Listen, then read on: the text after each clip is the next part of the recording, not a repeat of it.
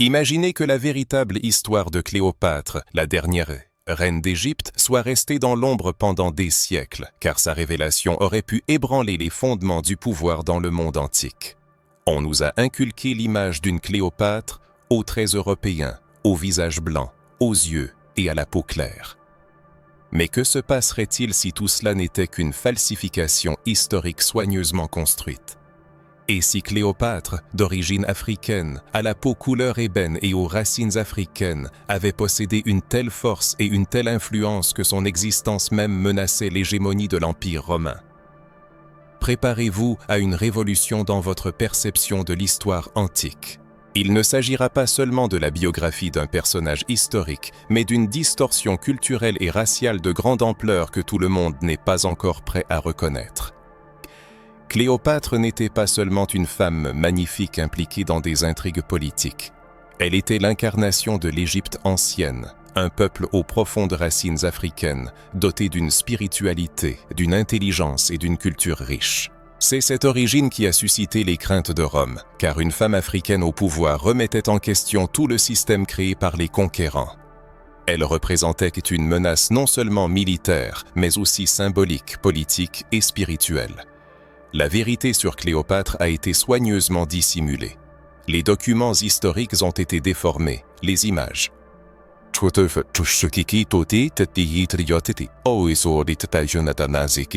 Et la culture de masse, en particulier le cinéma et la littérature, a reprogrammé l'image de la reine pour qu'elle corresponde aux idéaux eurocentristes.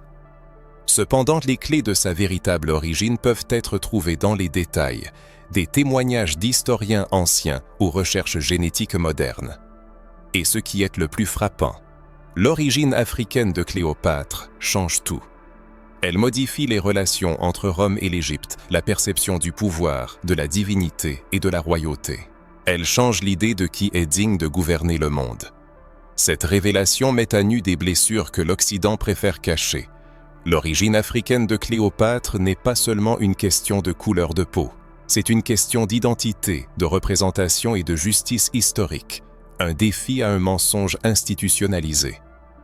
Reconnaître Cléopâtre comme une femme noire, fille de rois africains, sage, stratège et politiquement perspicace, exige une réévaluation de tout l'héritage de l'Empire romain et de l'histoire qu'on nous a racontée. Nous allons révéler la vérité sur Cléopâtre et découvrir pourquoi son origine africaine suscite encore des controverses. Pourquoi ses racines ont-elles été systématiquement effacées par des générations d'historiens européens? Pourquoi Rome voyait-elle en elle une menace existentielle? Et enfin, quels liens spirituels et prophétiques existent entre Cléopâtre et les traditions bibliques oubliées? Préparez-vous à plonger dans un domaine dangereux où la vérité est restée enfouie sous des couches de mensonges pendant des siècles et commence seulement maintenant à refaire surface. Un domaine où l'Afrique ne joue pas un rôle secondaire, mais un rôle principal.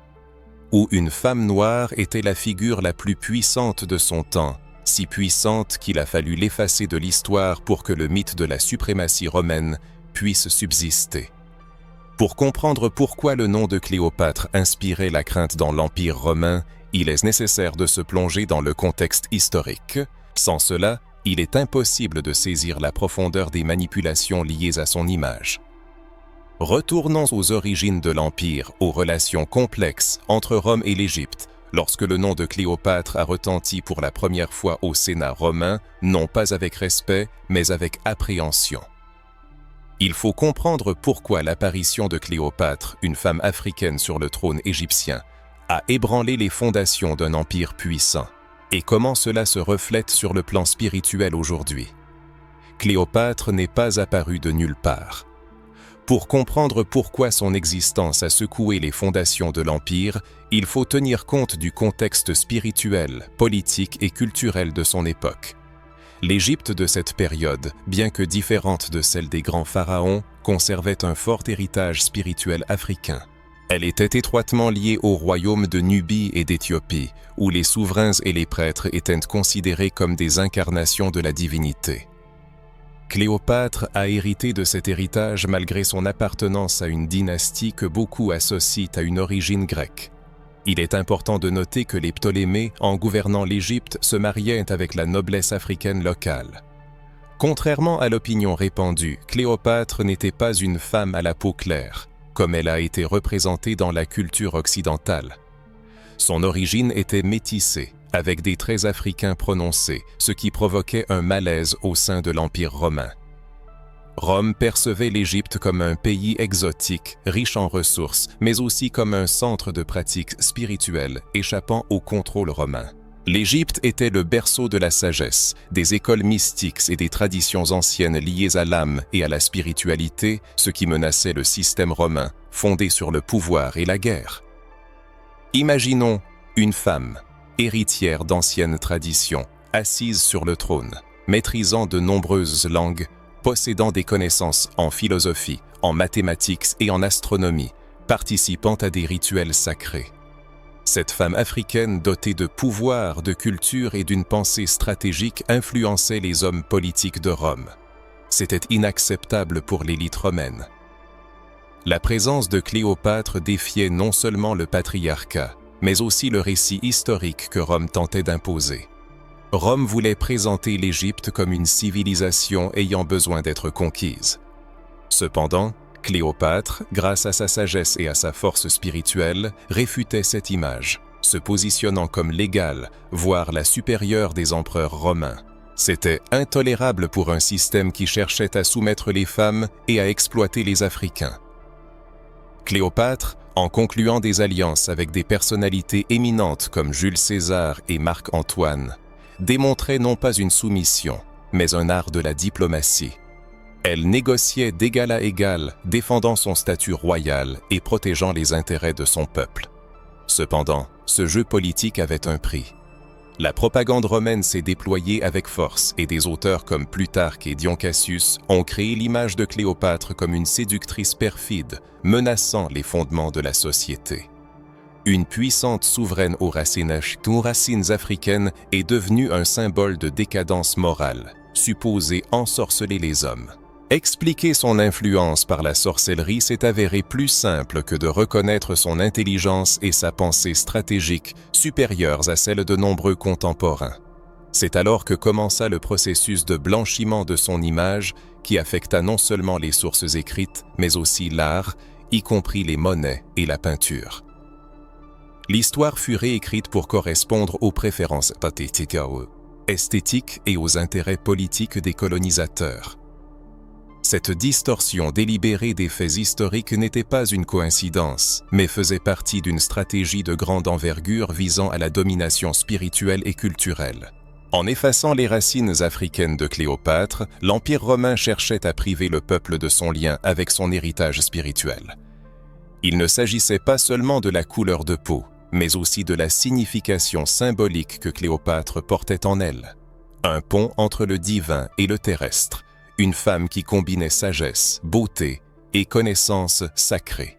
Elle unissait la politique, la spiritualité et l'identité culturelle, et son origine africaine la rendait inacceptable pour ceux qui aspiraient au pouvoir. Son héritage devait être détruit. C'est pourquoi, au fil des siècles, l'histoire de Cléopâtre a été déformée. À la Renaissance, les Européens, redécouvrant les textes classiques, ont privilégié ceux qui présentaient Cléopâtre comme une figure sensuelle et décadente. Et lorsque le cinéma a pris le rôle de former l'opinion publique, est apparue sur les écrans une Cléopâtre interprétée par des actrices blanches aux traits européens, ignorant complètement son origine africaine. L'Égypte était présentée sous un jour romantique, son mysticisme était atténué et son origine réduite à un arrière-plan exotique. C'est un exemple de manipulation de l'histoire qu'il est nécessaire de dénoncer. Malgré tous les efforts, la vérité continue de percer à travers les couches de mensonges. Dans chaque découverte archéologique ignorée, dans chaque image effacée, dans chaque détail génétique laissé de côté, se cachent des indices qui pointent vers la véritable identité de Cléopâtre. Et plus nous plongeons dans le passé, plus il devient clair que cet effacement n'est pas un cas isolé, mais fait partie d'un système. De nombreuses personnalités historiques d'origine africaine ont été tournées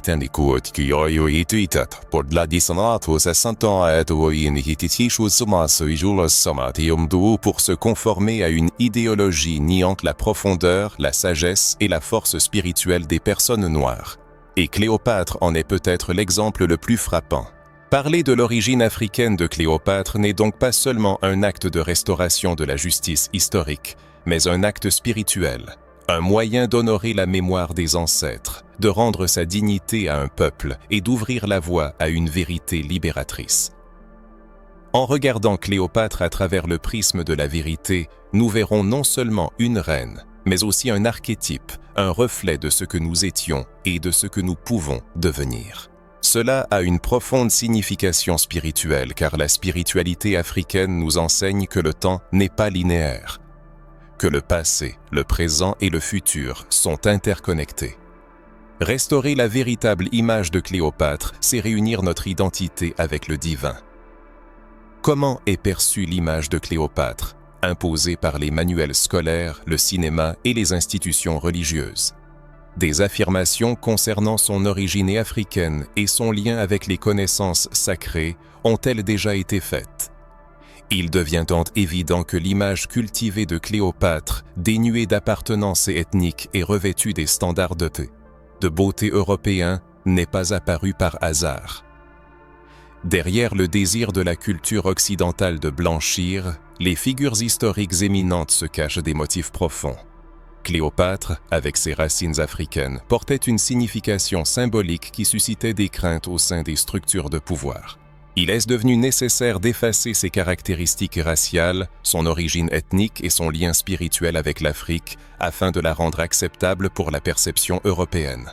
Cependant, la véritable Cléopâtre ne correspondait pas à ces cadres, elle brisait les stéréotypes, et son existence même remettait en question les normes établies. Il ne s'agit pas seulement de l'apparence, mais aussi de l'origine, de l'identité et de la destinée. L'origine africaine de Cléopâtre n'était pas accidentelle, elle faisait partie d'un dessein divin. Elle incarnait le principe féminin sacré africain dans sa forme la plus élevée, gouvernant non seulement avec sagesse politique, mais aussi avec une force spirituelle héritée de ses ancêtres. C'est ce qui la distinguait des autres dirigeants de l'époque. Cléopâtre maîtrisait les codes spirituels de l'Égypte ancienne, sachant diriger non seulement de manière stratégique, mais aussi en utilisant des connaissances secrètes, des rituels et une conscience spirituelle. Cela en faisait une force redoutable et non une simple femme séductrice. Des preuves archéologiques confirment son origine africaine. Sur les anciennes pièces de monnaie, on peut voir des traits du visage différents de l'image popularisée. Un nez large, un menton fort, des lèvres pleines. Ces détails indiquent des racines africaines qui ont été ignorées ou déformées dans les interprétations modernes. Les découvertes archéologiques, les tombes et les sculptures témoignent d'un mélange génétique avec les populations africaines indigènes de l'époque. L'Égypte était étroitement liée à la Nubie, au Soudan et à d'autres groupes ethniques africains qui constituaient la base de la culture spirituelle et politique de la région. Cléopâtre, élevée dans cet environnement, était le produit direct de cette ancienne fusion. Pourquoi les historiens ont-ils si longtemps insisté pour représenter Cléopâtre comme une Grecque blanche? Cela soutenait le récit impérialiste selon lequel l'intelligence, la beauté et le pouvoir ne pouvaient pas se combiner avec une origine africaine. Une Cléopâtre blanche était nécessaire pour maintenir le système existant. Une femme africaine, stratège, polyglotte, érudite, mystique et souveraine, a été transformée en un stéréotype de beauté sexualisée et fragile. Une femme noire puissante ne correspondait pas au monde créé par Rome et perpétué par la domination européenne. C'est pourquoi son origine a été réécrite, son image modifiée et la vérité la concernant cachée. Sa véritable essence. La question s'est-elle déjà posée de savoir pourquoi d'innombrables portraits, bustes sculptés et œuvres d'art antiques représentant des personnalités historiques à la peau sombre ont été réinterprétés par les musées européens? La raison réside dans le désir obsessionnel d'effacer l'héritage africain du récit dominant. Cléopâtre n'a pas été la seule, mais l'une des victimes les plus significatives de ce processus. Dès que son image fut réduite à celle d'une héroïne fictive sensuelle dans les films hollywoodiens, le symbole spirituel qu'elle incarnait fut livré à l'oubli. Et cela fut fait délibérément. Certaines forces ne souhaitaient pas que les gens connaissent l'origine de Cléopâtre des peuples à la peau sombre, leur vénération des éléments, leur profonde compréhension du cosmos et leur communication avec les forces divines par la musique, la danse et la science spirituelle. Tout cela représentait une menace car cela éveillait la conscience. Il convient maintenant de réfléchir à ceci. Quel serait le monde aujourd'hui si les enfants à la peau sombre grandissaient en sachant que la femme la plus influente du monde antique était leur compatriote? Quel serait le niveau d'estime de soi spirituelle de toute une génération s'ils savaient que Cléopâtre, celle-là même qui a défié Rome, a eu des enfants avec des empereurs, a régné avec sagesse et justice, était à la peau sombre, qu'elle avait du sang africain dans les veines et un principe divin dans l'esprit? Cela changerait radicalement la situation. C'est pourquoi cette information a été cachée. Car l'éveil à cette vérité ne transforme pas seulement la perspective historique, il active la mémoire spirituelle d'un peuple. Et par spiritualité, on n'entend pas seulement l'observance de rituels ou de croyances, mais aussi une mémoire ancestrale qui transcende les générations, qui vit dans le sang et résonne dans chaque cellule. Cléopâtre était l'incarnation de cette conscience. Elle gardait en elle les secrets des pharaons à la peau sombre, les enseignements d'Isis, les codes astrologiques et l'alchimie spirituelle africaine, affirmant l'unité du corps, de l'âme et de l'esprit. Cependant, tout cela a été étouffé par la dorure européenne. L'histoire de Cléopâtre n'a pas été détruite, elle a simplement été réécrite. Et voici qu'aujourd'hui, avec courage et profondeur, la restauration de ce qui a été perdu a lieu. Des universitaires, archéologues et historiens contemporains brisent le silence académique malgré de vives critiques. Nombre d'entre eux déclarent ouvertement l'origine nubienne ou éthiopienne probable de Cléopâtre par sa lignée maternelle, un fait souvent ignoré dans les travaux scientifiques. Cela change tout, car si la mère de Cléopâtre était une africaine indigène et non une grecque comme certains l'affirment, alors la reine d'Égypte était réellement noire non seulement en apparence mais aussi par sa culture, sa spiritualité et son sentiment d'appartenance. Cléopâtre parlait égyptien, pensait comme une égyptienne, agissait comme une égyptienne, honorait les dieux égyptiens et était immergée dans un univers différent du modèle romain. C'est ce contraste, cette confrontation des visions du monde qui a été la cause du conflit qui a éclaté par la suite. Ainsi, la prochaine étape de ce voyage consistera à découvrir pourquoi le simple nom de Cléopâtre provoquait un malaise dans les cercles romains. Qu'est-ce qui, dans son image, suscitait chez Rome la peur, l'intrigue et le désir de la calomnier? La réponse ne réside pas seulement dans la politique, mais aussi dans le symbolisme. Cléopâtre était plus qu'une simple reine. Elle était un miroir reflétant tout ce que Rome ne voulait pas voir en elle-même. Il est nécessaire de comprendre que la transformation de l'image de Cléopâtre n'est pas une simple correction esthétique inoffensive. C'est une éradication délibérée de l'identité raciale et spirituelle. La transformation d'une souveraine africaine en une femme d'apparence européenne dans les œuvres littéraires, les sculptures de la Renaissance et le cinéma est l'un des exemples les plus frappants de manipulations historiques fondées sur la discrimination raciale que le monde ait jamais connue. Et peu osent en le reconnaître avec la gravité qui s'impose. Il ne s'agit pas d'une erreur accidentelle, mais d'un plan soigneusement élaboré visant à établir une domination, à contrôler le récit historique et à nier l'autochtonie. Une femme noire dotée de pouvoir, de sagesse et d'une profonde spiritualité représentait une menace réelle pour toute structure de pouvoir colonial. C'est pourquoi il a été décidé de blanchir son image afin de neutraliser son influence. Ce processus a commencé peu après sa mort. Rome, se sentant défiée par son existence, ne pouvait pas permettre que son image continue d'inspirer les peuples opprimés, en particulier les femmes et les Africains. La perception publique de Cléopâtre a commencé à être déformée immédiatement après l'établissement de la domination romaine, avec des insinuations selon lesquelles elle aurait utilisé la sorcellerie et la séduction pour manipuler des hommes influents, tels que César et Marc-Antoine.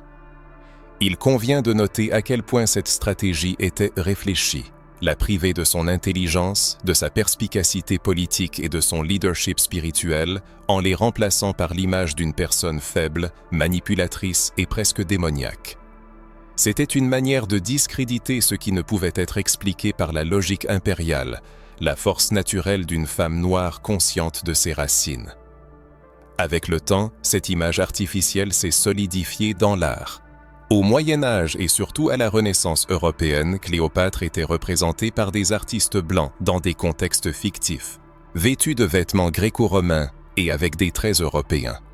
Il est remarquable que ces artistes n'aient jamais vu de véritable représentation de la reine. Ils n'avaient aucune base visuelle historique, mais ils préféraient néanmoins la représenter comme une femme blanche, car le système l'exigeait. Car comment une femme noire pourrait-elle incarner la beauté, le leadership et la sagesse? C'était impossible, du moins dans le cadre de la structure raciste émergente. C'est ainsi que le mythe s'est enraciné.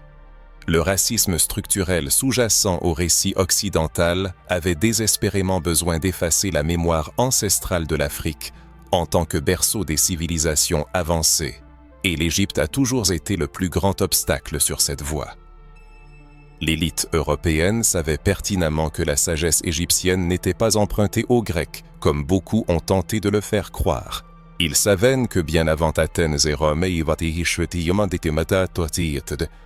les Africains construisaient déjà des temples, des observatoires astronomiques, effectuaient des calculs mathématiques et menaient des discussions profondes sur l'âme humaine. Cléopâtre, en tant que dernière reine d'Égypte, était le symbole principal de cet héritage. Et c'est pourquoi son image a été soigneusement effacée de sa propre histoire. Le XXe siècle, avec le développement du cinéma et de la culture de masse, n'a fait que renforcer cette distorsion. Hollywood a joué un rôle significatif dans l'ancrage de l'image blanche de Cléopâtre dans l'esprit des gens du monde entier. Des actrices comme Elizabeth Taylor et de nombreuses autres femmes blanches ont joué sans hésitation le rôle de la reine, renforçant une esthétique eurocentrique et profondément raciste. Il n'y avait pas de place pour la discussion. Les questions n'étaient pas posées. Une Cléopâtre blanche était considérée comme acquise. Et ainsi, la spiritualité africaine fut de nouveau étouffée, transformée en divertissement et coupée de la vérité ancestrale qu'elle portait. Elle portait le fardeau de ces mensonges historiques qui pesaient sur les épaules des générations. Cependant, le mensonge, tel un château de cartes, s'effondre tôt ou tard sous le poids de la vérité. Récemment, des discussions animées sur la représentation culturelle ont commencé à rouvrir douloureusement cette vieille blessure. Des figures éminentes de la culture africaine, telles que des artistes, des universitaires, des professeurs, des théologiens et des archéologues, se font de plus en plus entendre, posant des questions insistantes. Qu'est-ce qu'on Et la réponse, aussi triste soit-elle, réside dans les structures mêmes qui détiennent. Encore le contrôle des connaissances, des expositions muséales, de la recherche universitaire et de la production culturelle mondiale. Si nous osons reconnaître Cléopâtre comme noire, nous devrons reconsidérer radicalement les idées établies sur la civilisation égyptienne. Nous devrons admettre que l'Égypte, célébrée et glorifiée en Occident, était en réalité une civilisation africaine avancée, créée par des personnes noires, dirigée par des leaders noirs et inspirée par des prêtres et des rois noirs. Cette découverte ébranlerait les fondements mêmes de l'histoire occidentale telle qu'elle a été présentée jusqu'à présent. Et c'est précisément là que réside la raison d'une résistance si farouche. Il ne s'agit pas de débats et de doutes académiques, mais d'une peur profonde de la vérité. La peur de faire face aux faits historiques. La peur d'appeler un chat et de reconnaître la couleur de peau de ceux dont l'identité a été délibérément effacée de la mémoire des générations. Les débats sur la représentation culturelle ne sont pas un simple caprice. C'est une question urgente de réparation des dommages historiques. C'est une question de restauration de la justice symbolique. Lorsque nous disons que Cléopâtre a été Koshukotekadanov, nous sous-entendons que des générations entières de personnes noires ont grandi sans pouvoir se voir représentées dans l'image de la figure la plus puissante de l'histoire de l'Égypte ancienne. Nous parlons du fait que les jeunes filles noires ont été privées de la possibilité d'admirer une reine qui leur ressemblait. Nous parlons du fait que le lien spirituel avec les ancêtres a été rompu pour des raisons politiques. Nous affirmons que le racisme historique est toujours vivant et prospère, et sa forme la plus dangereuse est l'invisibilité. Il est important de comprendre qu'il ne s'agit pas simplement de changer la couleur de peau d'un personnage historique. Il s'agit de restaurer la dignité spirituelle de tout un peuple. Il s'agit d'ouvrir des portails ancestraux qui ont été scellés par le mensonge. Il s'agit de permettre aux gens de se sentir à nouveau partie de quelque chose de plus grand qu'eux-mêmes. Cléopâtre n'est pas seulement un nom, c'est un symbole. Elle est un point de non-retour. Et cette restauration doit être menée avec courage, en s'appuyant sur la recherche scientifique, avec une conscience profonde et une foi inébranlable en la vérité. Car chaque fois que quelqu'un nie l'origine africaine de Cléopâtre, une porte se ferme dans l'âme collective de l'humanité. Et chaque fois que quelqu'un affirme que Cléopâtre était une fille d'Afrique, la flamme de l'espoir s'allume avec une nouvelle force. C'est pourquoi nous sommes ici, pour briser le cercle vicieux du mensonge et de l'oubli, pour récupérer l'héritage volé, pour éveiller la mémoire de ceux qui doivent se souvenir d'où ils viennent. Ayant atteint ce point de rupture où l'image de Cléopâtre a été déformée et blanchie pendant des siècles, nous devons nous concentrer sur ce qui préoccupait le plus Rome, son pouvoir réel. Il ne s'agissait pas seulement de la couleur de sa peau, ni de sa sagesse spirituelle et de son origine africaine. Il s'agissait du fait que cette femme, une reine noire, dotée d'une intelligence et d'une pensée stratégique extraordinaire, représentait une menace directe pour la stabilité politique du plus grand empire du monde. Sa seule présence sur le trône égyptien était déjà un défi, mais lorsque Cléopâtre commença à influencer des figures clés de la politique romaine, telles que Jules César et Marc-Antoine, ce défi se transforma en un véritable tremblement de terre politique. Et ce n'était pas seulement une secousse, c'était une profonde fissure dans le fondement d'un système qui ne pouvait tolérer la présence d'une figure féminine forte, surtout celle qui portait en elle la force ancestrale de l'Afrique. Le pouvoir de Rome a toujours reposé sur la peur de perdre le contrôle des territoires conquis. L'expansion impériale exigeait le maintien du mythe de la supériorité culturelle, militaire et raciale des Romains sur les autres peuples. Rome ne pouvait pas permettre que l'Égypte, avec ses rituels anciens, ses traditions africaines et sa reine noire au pouvoir, jouisse d'une indépendance spirituelle ou politique. Lorsque Cléopâtre conclut une alliance avec Jules César, elle ne cherche pas seulement à protéger son trône, mais elle défie l'arrogance romaine, s'affirmant comme son égale. De plus, elle surpassait de nombreux sénateurs en érudition, des généraux en sagesse et les dirigeants romains en proximité avec son peuple. La relation de Cléopâtre avec Jules César n'était pas un acte de soumission, comme certains historiens tentent de le présenter. C'était un coup stratégique dans le jeu politique. Cléopâtre comprenait qu'une alliance avec César permettrait non seulement de protéger l'Égypte de la domination romaine, mais aussi de renforcer son influence à Rome même. Leur lien n'était pas seulement une romance, mais une lutte pour le pouvoir dont le résultat fut la naissance de Césarion. Ce fait provoqua la panique à Rome. L'idée que l'héritier de Jules César soit le fils d'une reine africaine, dirigeant un peuple ancien et spirituellement développé, était inacceptable pour les sénateurs romains. Rome trembla à la pensée que dans les veines de ce garçon coulait non seulement le sang de César, mais aussi celui de ses ancêtres africains. Il pouvait hériter non seulement du trône, mais aussi de l'héritage spirituel de l'Égypte, ce qui détruisait le projet romain de pureté et de succession politique. Après l'assassinat de Jules César, où se mêlaient des motifs politiques et personnels, Césarion fut considéré comme une menace à éliminer. L'alliance de Cléopâtre avec Marc-Antoine provoqua une nouvelle vague d'inquiétude. Marc-Antoine, luttant pour le pouvoir après la mort de César, se rapproche de Cléopâtre non seulement par sympathie personnelle, mais aussi pour des raisons stratégiques. Il reconnaît sa force, sa richesse et sa légitimité spirituelle. Une alliance avec elle lui permet d'équilibrer les forces dans sa lutte contre Octave, le futur empereur Auguste. Cependant, Marc-Antoine n'a peut-être pas pleinement compris que Cléopâtre n'était pas seulement une alliée politique. Elle était l'incarnation d'un autre type de royauté, basé non pas sur la politique ou la puissance militaire, mais sur les principes de la spiritualité africaine, que Rome ne pouvait ni comprendre ni contrôler. Le conflit né de l'alliance de Cléopâtre et de Marc-Antoine n'était pas seulement une lutte pour le pouvoir, mais une confrontation de symboles, de visions du monde et de paradigmes spirituels. Cléopâtre portait en elle les dieux du Nil, les cérémonies lunaires, les mystères de la Renaissance et une compréhension africaine du pouvoir comme responsabilité et non comme domination. Rome ne pouvait pas rivaliser avec cela, avec ses institutions arides, son culte du patriarcat et sa soif de contrôle et de force brute. Cléopâtre offrait ce qu'aucun Romain ne pouvait offrir: un sens, une profondeur et un lien avec les ancêtres. Cela attirait et effrayait simultanément l'élite romaine qui réalisa qu'elle ne pouvait pas être laissée en liberté. Il fallait la détruire publiquement en créant le mythe qu'elle manipulait les hommes par la sorcellerie, effacer l'image de la reine sage et la transformer en méchante. Si le peuple romain avait vu en elle une alternative au pouvoir traditionnel, le système aurait pu s'effondrer.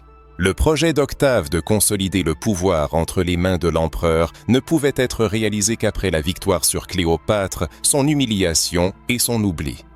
C'est exactement ce qu'il fit. Après la défaite écrasante d'Actium, l'Empire romain lança une vaste campagne pour éradiquer l'image positive de Cléopâtre dans l'esprit des gens. La machine de propagande fonctionna à plein régime, présentant la reine égyptienne comme une tentatrice dangereuse, une femme à l'esprit instable. Son alliance politique avec Marc-Antoine fut déclarée non pas comme un mouvement stratégique, mais comme un acte de folie, et sa profonde spiritualité fut interprétée comme une superstition primitive, la sagesse africaine comme une manipulation sophistiquée.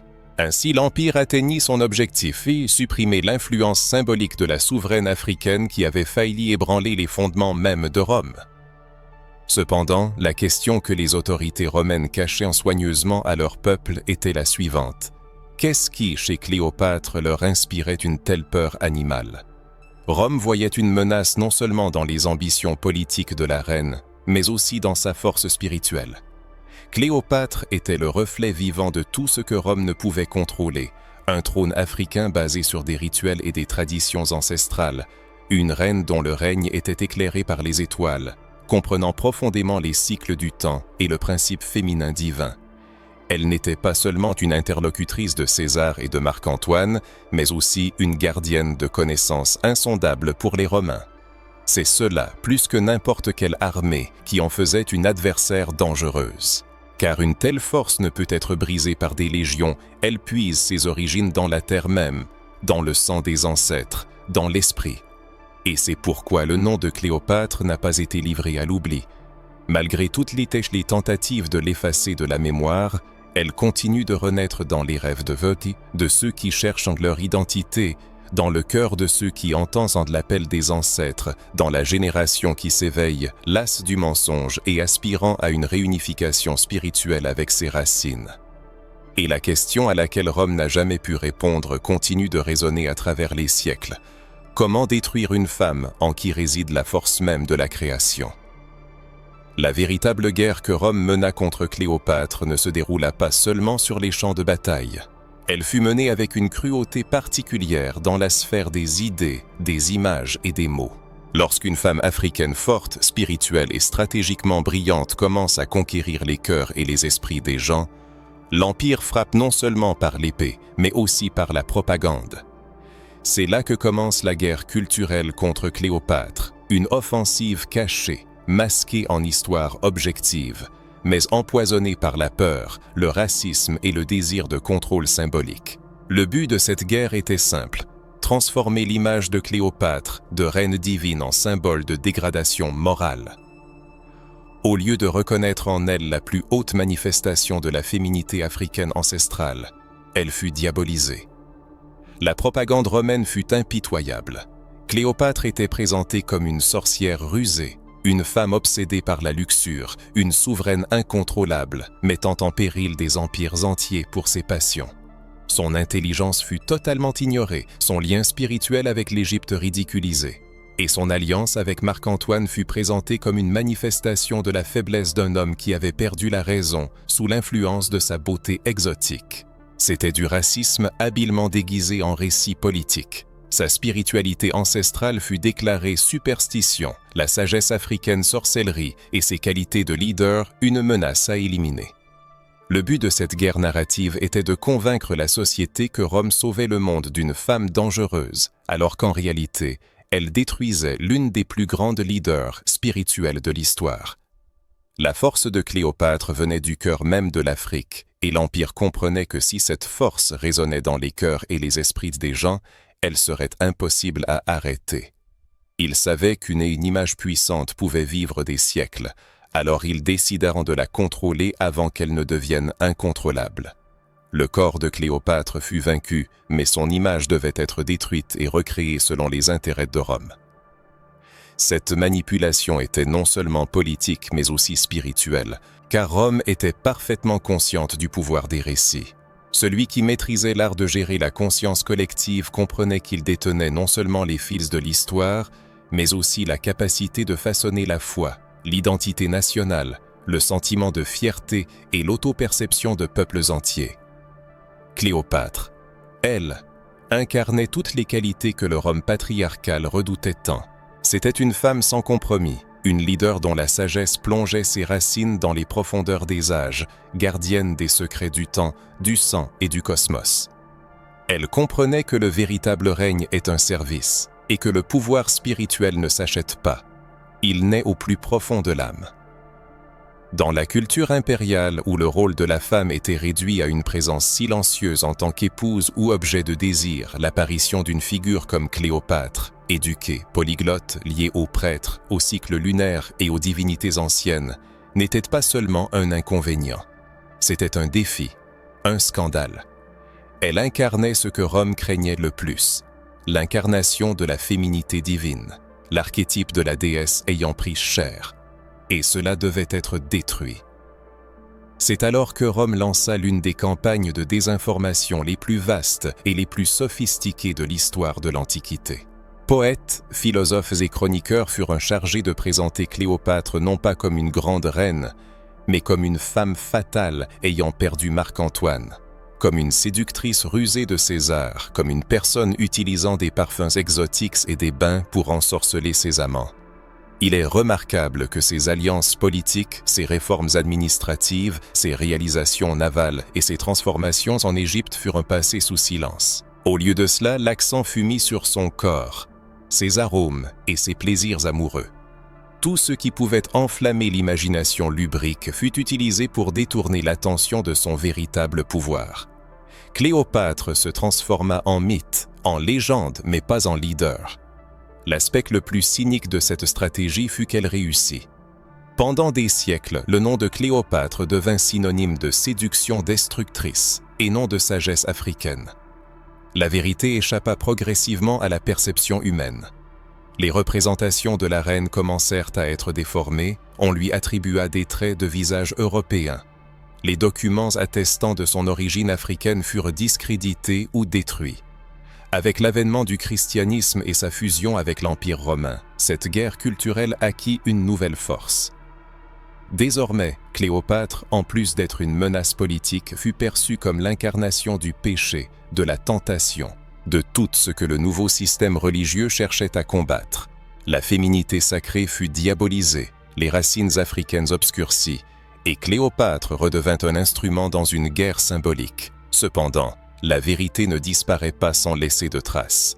Et voilà que des millénaires plus tard, nous tentons de retrouver ce qui nous a été si soigneusement caché. Cette guerre culturelle n'est pas terminée, elle a seulement pris des formes modernes. Elle se poursuit dans les films, les livres et les séries où Cléopâtre nous apparaît avec une peau blanche et des yeux clairs. Elle se poursuit dans les salles de classe où les enseignants évitent de parler de son lien avec la spiritualité africaine. Elle se poursuit dans le fait que le nom de la grande reine est réduit à des intrigues amoureuses et non à ses réalisations historiques. L'Empire a peut-être changé d'apparence, mais la bataille pour le récit continue. Et sur ce champ de bataille symbolique, chaque mot a son poids, Chaque image a son importance, chaque grain de vérité restauré devient un acte de résistance à l'oubli. L'oubli. Voilà ce qui est vraiment effrayant. Cléopâtre n'est pas seulement une belle femme, c'est un symbole d'une époque. Elle était un point de convergence des civilisations, un pont spirituel entre les mondes, une prêtresse du trône, une stratège du cœur de l'Égypte noire, une reine en qui résonnaient les voix des matriarches, des ancêtres et des dieux. Rome était consciente de son importance, c'est pourquoi elle chercha à détruire son image dans l'esprit des gens, même après la victoire militaire. Aujourd'hui, nous devons restaurer cette image, récupérer ce qui a été perdu, briser les miroirs déformants mis en place par Rome, et nous souvenir qu'une femme noire, spirituellement développée et consciente de ses racines, représente une immense menace pour tout empire fondé sur l'oppression. Derrière les intrigues politiques et la lutte pour le pouvoir se cache un secret encore plus puissant, lié à la spiritualité ancestrale, aux prophéties oubliées et à une présence qui résonne dans les textes sacrés sous d'autres noms ou sans nom du tout. La peur de sa symbolique était si grande que ses traces furent effacées, même des Écritures. L'Ancien Testament de la Bible mentionne souvent les royaumes africains, tels que l'Éthiopie, la Nubie et l'Égypte dans des contextes prophétiques, stratégiques et spirituels. Les femmes de ces terres étaient porteuses de sagesse, de pouvoir et de mystère. La reine de Saba, venue du sud, de la terre noire, avec de l'or, des questions complexes et une compréhension qui étonna même le sage roi Salomon, en est un exemple frappant. Ce n'était pas une simple visite diplomatique, mais un événement symbolique et spirituel, où une femme africaine est reconnue comme porteuse de révélation. Pourquoi la reine de Saba a-t-elle eu droit à une mention dans la Bible, même si c'était de manière délicate, alors que d'autres femmes de royaumes puissants, par exemple d'Égypte, ont presque entièrement disparu des textes sacrés? La réponse réside dans ce qu'elle symbolisait. Cléopâtre, comme d'autres femmes royales noires, portait un poids symbolique qui défiait l'ordre établi. Elle était le reflet de la féminité sacrée originelle que la tradition judéo-romaine, surtout après l'établissement du contrôle de l'Empire sur les textes sacrés, a tenté de faire taire. Son existence menaçait le modèle patriarcal et la théologie de la domination, mais les échos de sa présence ont survécu dans les détails, le sous-texte et le symbolisme. L'Égypte, bien que souvent représentée comme une terre d'esclavage, est aussi un lieu de refuge, de sagesse et de révélation. C'est en Égypte que Joseph devint gouverneur, que Moïse fut formé, et que Marie, Joseph et Jésus trouvèrent refuge, fuyant le danger. La spiritualité africaine n'était pas seulement un arrière-plan, elle joua un rôle important dans la préservation de figures clés du plan divin.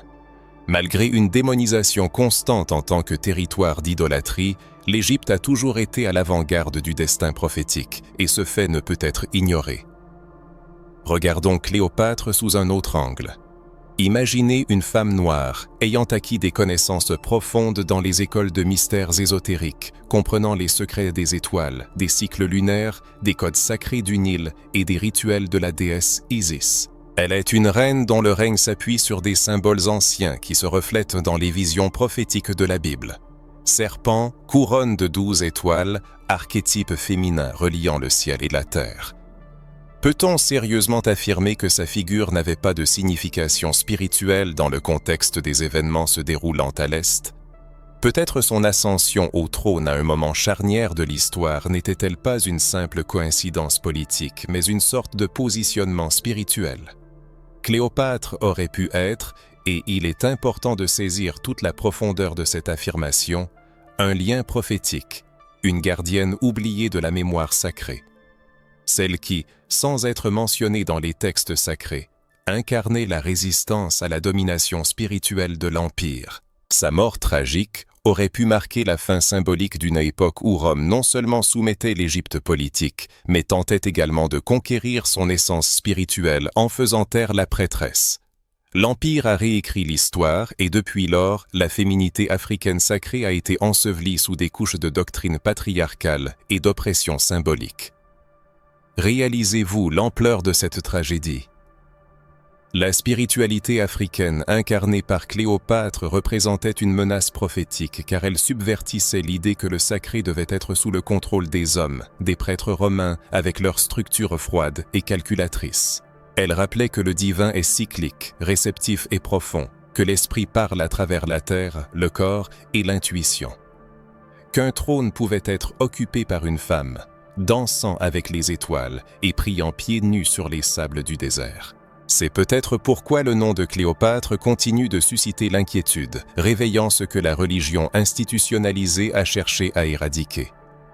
Elle rétablit la connexion avec le ventre spirituel de l'Afrique, défiant les récits dominants qui tentent de séparer la foi des ancêtres, le pouvoir de l'intuition, le leadership de la sensualité. Elle demeure une présence prophétique silencieuse, une absence éclatante dans les textes, mais une présence vivante dans la mémoire spirituelle de ceux qui cherchent à redécouvrir leurs racines.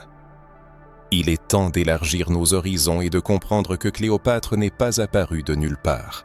Elle est le fruit d'un héritage, un maillon d'une chaîne ancienne remontant à la lignée des pharaons noirs de Nubie, l'une des civilisations les plus développées, spirituellement riches et stratégiquement puissantes de l'histoire, et l'une des plus cruellement effacées de la mémoire officielle. Beaucoup ignorent que l'Égypte n'a pas toujours été gouvernée par des dynasties d'origine grecque ou mixte. Avant l'arrivée des colonisateurs méditerranéens, le pouvoir dans la vallée du Nil appartenait à des rois et reines à la peau sombre, nés sur les rives du Soudan et de la Haute-Égypte, notamment dans la région nubienne, également connue sous le nom de Kouch. Ces pharaons ont non seulement régné sur l'Égypte, mais l'ont également restaurée en période de crise, ramenant les traditions spirituelles perdues et ravivant la sagesse africaine au cœur du monde antique. Ils ont érigé des pyramides, reconstruit des temples et insufflé l'énergie ancestrale de leurs peuples au sein de la civilisation égyptienne. Cléopâtre était l'héritière indirecte de cette force. Bien qu'appartenant à la dernière dynastie officielle, elle a grandi dans un environnement imprégné de références et de symboles hérités de ses rois noirs. Elle a grandi dans une Égypte qui conservait la mémoire du royaume nubien. La spiritualité de l'époque portait l'empreinte des enseignements de rois tels que Taharka et Pianki, des pharaons noirs qui luttaient pour unir les deux terres, l'Égypte et la Nubie, le nord et le sud, le visible et l'invisible. Cléopâtre est devenue la continuation symbolique de cette mission, préserver l'âme africaine de l'Égypte face à la pression du monde gréco-romain. L'histoire du monde antique est pleine d'énigmes et de mystères, dont beaucoup restent encore non résolus. Parmi eux, le destin des pharaons nubiens, dont les noms et les actions ont été délibérément effacés de la mémoire humaine. Tout comme pour Cléopâtre, leur héritage a été systématiquement rayé des manuels d'histoire, et leurs pyramides, qui s'élèvent majestueusement au Soudan, sont ignorées par les institutions scientifiques occidentales. Les archéologues africains qui se sont consacrés à l'étude de cette période sont discrédités et leurs découvertes sont reléguées à l'oubli dans les archives. La raison de ce silence est évidente. Reconnaître le fait qu'une dynastie noire a gouverné l'Égypte, l'a fait revivre et a guidé son développement spirituel, signifierait l'effondrement du mythe européen selon lequel la Grèce est le berceau exclusif du savoir. Or, la vérité est que les origines du savoir, des mathématiques, de la médecine, de l'astronomie, de la spiritualité symbolique et même du concept même de la royauté, se trouvent en Afrique, et plus précisément dans sa partie noire. Saviez-vous que le nombre de pyramides nubiennes dépasse celui des pyramides égyptiennes, et qu'elles ont été érigées avec une précision non moindre et portent un sens spirituel aussi profond que les célèbres monuments de Gizeh? Saviez-vous que les rois nubiens non seulement ont conquis l'Égypte, mais l'ont aussi gouvernée en se basant sur des principes d'éthique spirituelle liant leur pouvoir au ciel, aux étoiles et au cycle naturel? Malheureusement, ces faits sont soigneusement cachés au grand public. Il est donné l'impression que l'Afrique n'est qu'un continent de douleur et d'esclavage. Mais la vérité est que c'est l'Afrique qui a été le berceau des premiers empires, de la science, de la spiritualité, de l'art et de l'ordre social.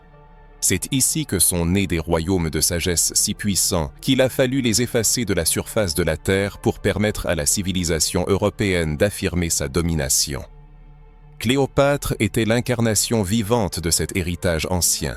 Quand elle apparaissait dans les palais de Rome, elle portait en elle l'esprit des rois couchites, les hymnes des prêtresses nubiennes et le code génétique des ancêtres qui unissaient le pouvoir politique à une mission spirituelle. Sa présence suscitait l'inquiétude, car sa voix faisait écho à des siècles d'histoire africaine que Rome ne voulait pas entendre. C'est pourquoi il fallait la réduire au silence, et c'est pourquoi nous devons nous souvenir d'elle aujourd'hui. Les découvertes archéologiques confirmant l'origine africaine de la civilisation égyptienne existent, mais elles sont délibérément passées sous silence.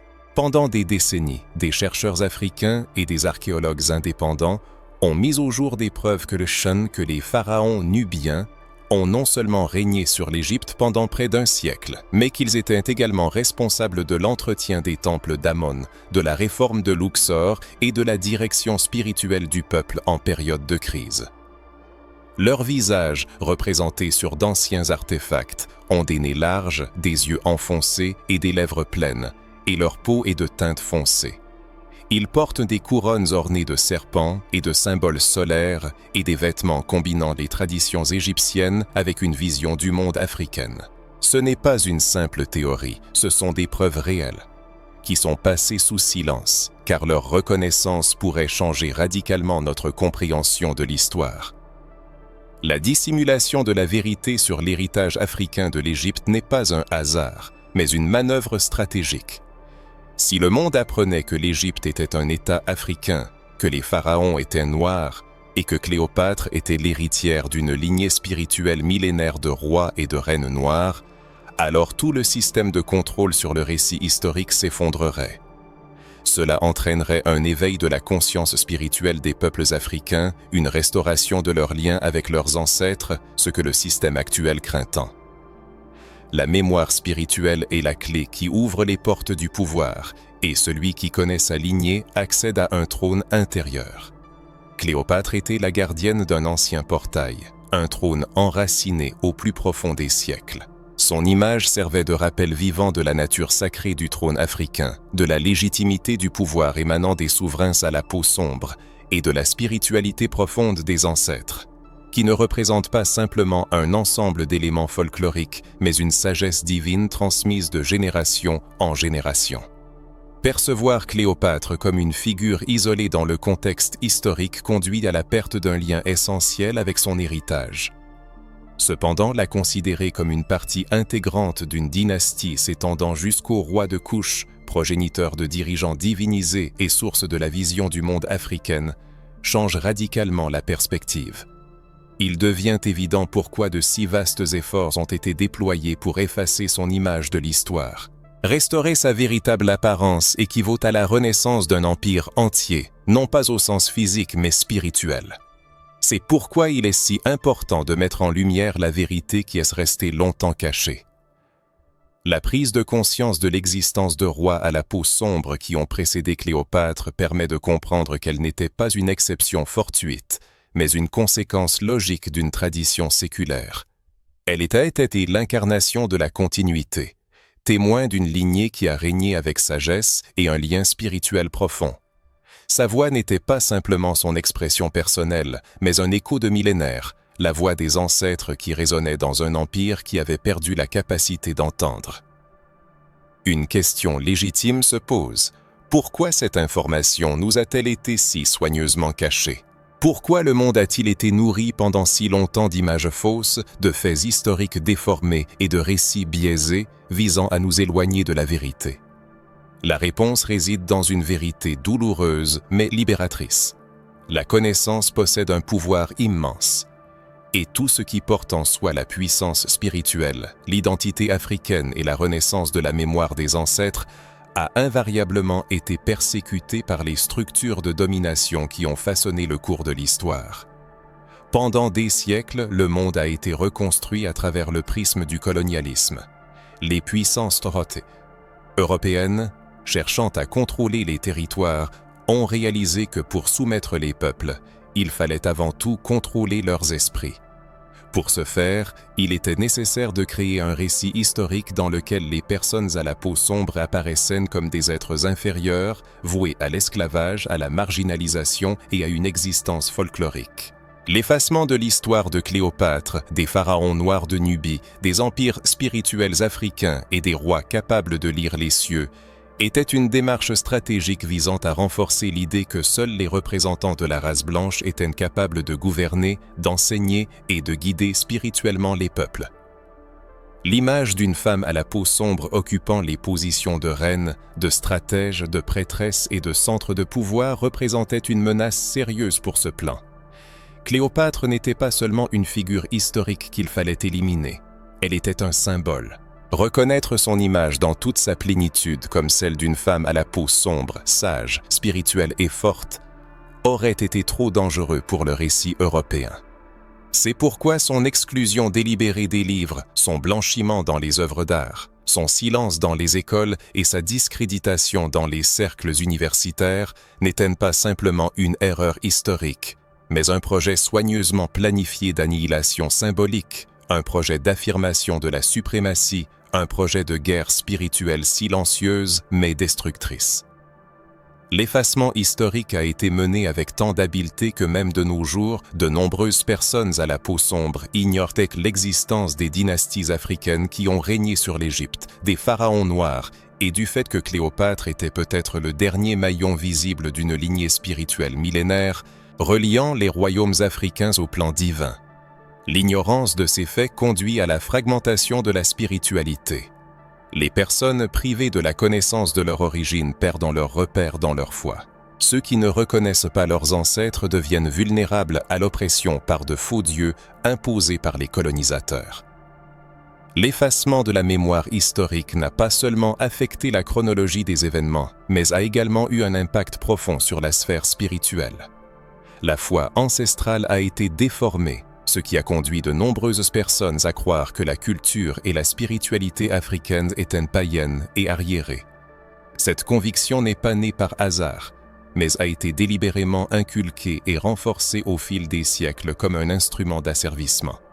En effet, un peuple privé de lien avec ses racines spirituelles devient plus vulnérable à la soumission. Cléopâtre, dans ce contexte, apparaît comme une figure clé.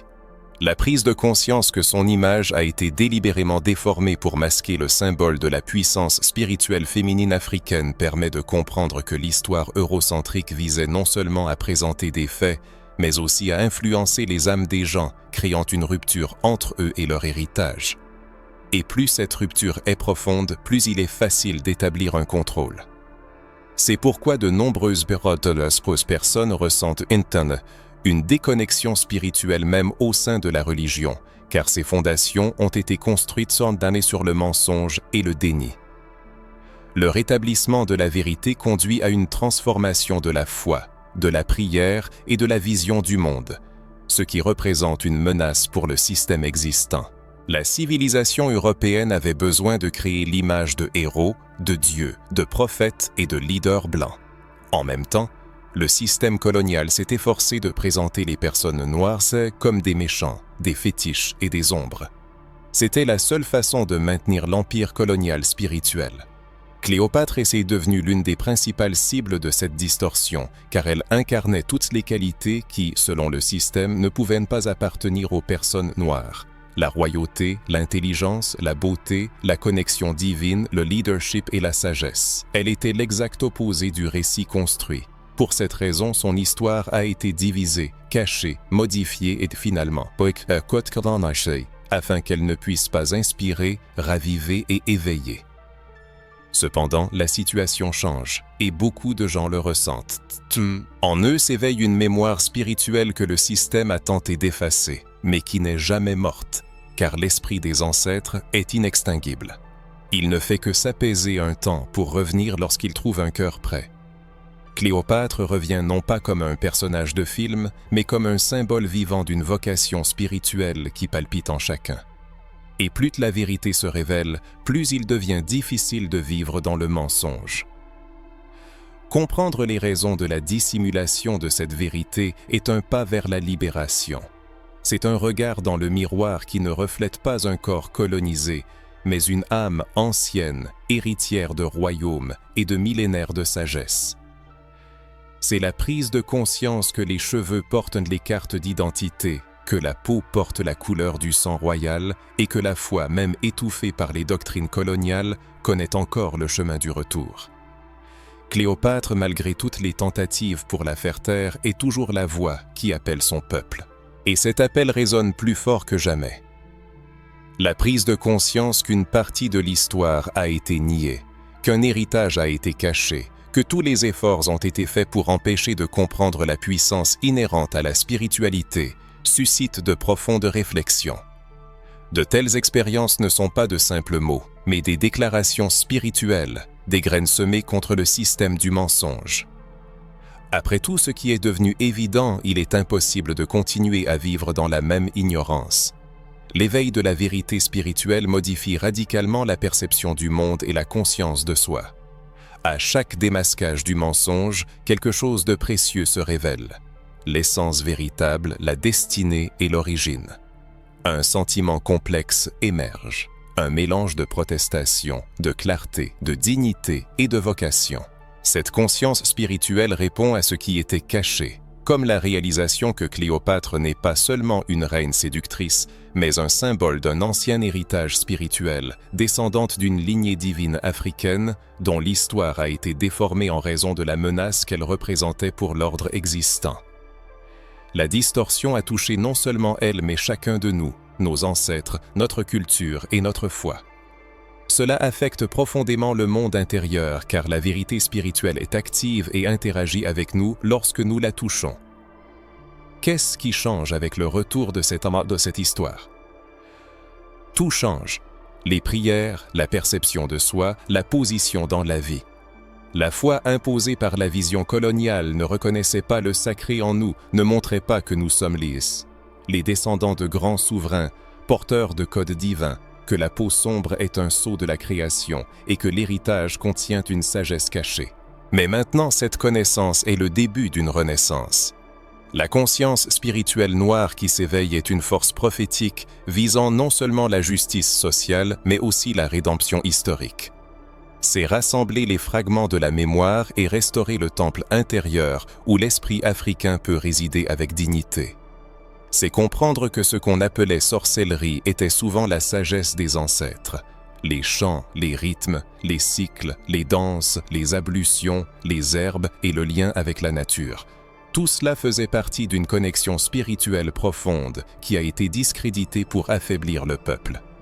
Cléopâtre est le symbole de l'appel à revenir à cette vérité. Son histoire n'est pas seulement un fait historique, mais une fenêtre sur le passé et l'avenir. Reconnaître ses racines permet de grandir profondément. La connaissance de l'origine détermine la direction du mouvement. Ayant perdu son origine, un peuple perd aussi sa destinée.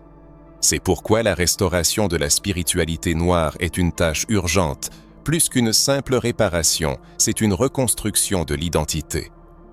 Il ne s'agit pas de rejeter d'autres traditions spirituelles, mais de décoloniser la perspective spirituelle, de jeter le superflu et de se reconnecter avec l'essence originelle.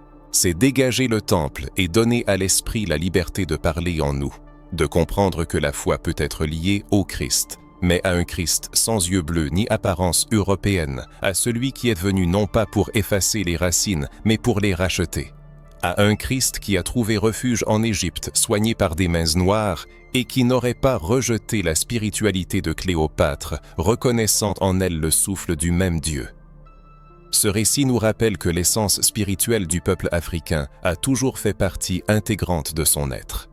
Elle s'est toujours distinguée par sa vivacité, son intuition, son lien indissoluble avec les sphères célestes et la terre ferme. C'est pourquoi elle a rencontré une résistance si féroce, car pour sa manifestation, il ne fallait ni temple somptueux, ni doctrine dogmatique aride. Il suffisait des corps, de la terre, des cieux, des battements rythmés des tambours, des sages enseignements des anciens, des chants sincères des femmes et du souffle du vent. C'était un contact direct et non médiatisé avec le divin, et cela représentait une menace sérieuse pour le système existant. Car là où il y a une connexion directe avec les forces supérieures, il n'y a pas de place pour la manipulation, et sans manipulation, la domination est impossible. L'éveil de cette conscience entraîne une libération de la culpabilité d'autrui, des peurs imposées et de la honte dénuée de fondements authentiques. La personne commence à avancer avec plus d'assurance, à parler avec plus de force, à s'agenouiller non pas sous le poids des circonstances, mais avec un sentiment de dignité. Elle réalise que dans son sang coule le sang des rois et des reines, dans ses os est cachée une sagesse séculaire, et dans ses veines est conservée une prière. Et Cléopâtre, par son silence historique, semble dire « Souviens-toi de qui tu es ». Un processus de restauration s'opère. Un peuple, longtemps enseigné à se haïr, commence à se regarder avec révérence. Un peuple, contraint de baisser la tête, lève maintenant les yeux, rempli de dignité. Un peuple, déraciné, commence à replanter, mais non plus sur la terre des colonisateurs, mais dans le sol fertile de ses propres âmes. C'est pourquoi cette histoire a une telle importance, car elle nous réunit, nettoie les miroirs, efface la poussière de nos origines et révèle l'or caché sous les cendres de l'oppression. Si, en lisant ceci, vous sentez quelque chose pulser en vous, sachez que c'est le pouls de votre esprit qui répond à la vérité. Vous n'avez pas été créé pour vivre déconnecté de vos racines. Vous n'avez pas été appelé à vous aliéner de votre propre histoire. Vous n'avez pas été sauvé pour renoncer à votre essence. Au contraire, un véritable éveil spirituel n'est possible que lorsque l'identité et la foi vont de pair. Et aujourd'hui, quelque chose est restauré en vous, autour de vous, en nous. Cette révélation transforme profondément le monde intérieur, confirmant la légitimité de la spiritualité, la sacralité de l'origine et la grandeur de l'histoire cachée. Des affirmations telles que Kidanekut, Katramandguzu, Pert ou Kanastokot, Notmaiters, sont des affirmations spirituelles et des graines d'une nouvelle conscience. Si ce message a touché quelque chose de profond dans votre âme, alors vous appartenez à ce petit groupe de personnes qui s'éveillent non seulement à leur histoire, mais aussi à une spiritualité vraie et décolonisée, liée à un but, à une origine et à une auto-identification.